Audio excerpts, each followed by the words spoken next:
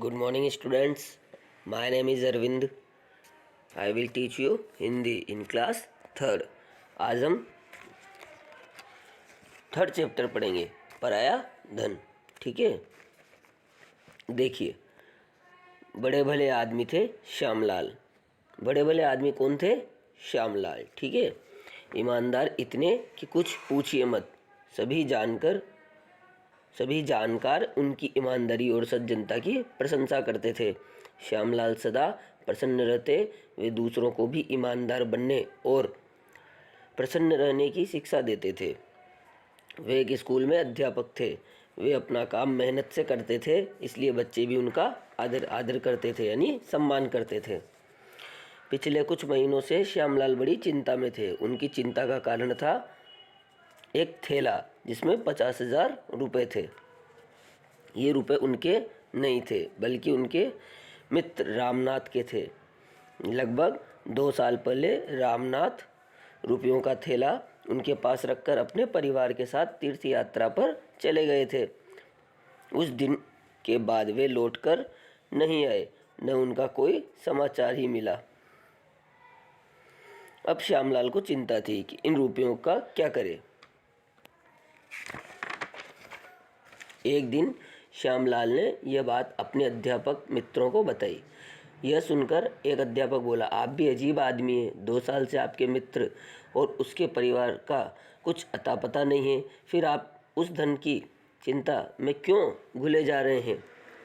आप उसे बेधड़क खर्च कर डालिए, अब उसे कोई लेने नहीं आएगा. दूसरे मित्र ने कहा, श्यामलाल जी, आप खर्च करने की हिम्मत न हो तो मुझे दे दीजिए, मैं उन्हें खर्च कर डालता हूँ. तीसरा बोला, अरे भाई, इतने रुपए मेरे हाथ लग जाते तो मेरा जीवन ही सुधर जाता. दूसरे मित्रों ने भी इसी तरह की बातें कही, लेकिन श्यामलाल इन बातों पर का कोई प्रभाव नहीं पड़ा. वे बोले, मेरे लिए वह धन अमानत है और सदा रहेगा. मैं पराया धन लेकर क्या करूँगा? मैंने तो आप लोगों के सामने इसलिए चर्चा की कि कभी किसी को रामनाथ का कोई समाचार मिले तो मुझे अवश्य बताना. धीरे धीरे 1 साल और बीत गया, लेकिन श्यामलाल को रामनाथ का कोई समाचार नहीं मिला. एक दिन श्यामलाल अपनी बैठक में बैठे हुए अखबार पढ़ रहे थे. तभी एक लड़का उनके यहाँ पहुंचा. श्यामलाल आवाज़ सुनकर बाहर आए तो लड़के ने हाथ जोड़कर उन्हें प्रणाम किया. श्यामलाल ने उसके अभिवादन का उत्तर देकर पूछा, बेटा, किससे मिलना चाहते हो? लड़का बोला, क्या यहाँ कोई श्यामलाल जी रहते हैं? श्यामलाल जी बोले, हाँ बेटा, मैं ही श्यामलाल हूँ, कहो मुझसे क्या काम है?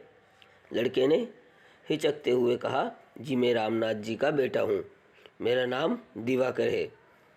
श्यामलाल का मुख प्रसन्नता से खिल गया. बोले, तुम रामनाथ के बेटे हो? दिवाकर बोला, हाँ अंकल. जब हम लोग तीर्थ यात्रा पर गए थे तभी पिताजी का निधन हो गया. उसके बाद हम पर मुसीबतों का पहाड़ टूट पड़ा. हम तब से अब तक यहाँ वहाँ भटक रहे हैं. पिताजी ने मरने से पहले कहा था, आगे. लड़का संकोच के कारण चुप हो गया. श्यामलाल, क्या कहा था तुम्हारे पिताजी ने? दिवाकर, उन्होंने कहा था कि वे आपके पास 50,000 रुपये छोड़ गए हैं. श्यामलाल, बेटा बुरा मत मानना, एक बात बताओ, वे रुपए किस चीज़ में रख कर दे गए थे? दिवाकर, काले रंग के कपड़े के थैले में. यह सुनते ही श्यामलाल ने दिवाकर को गले से लगा लिया और बोले, बेटे तुम्हारी बात ठीक है, तुम्हारे पिताजी मेरे पास 50,000 रुपये छोड़ कर गए थे. मुझे दुख है कि तुम्हारे पिताजी नहीं रहे, लेकिन इस बात की खुशी है कि तुम उनकी अमानत लेने आ गए हो. आज मेरी चिंता दूर हो गई.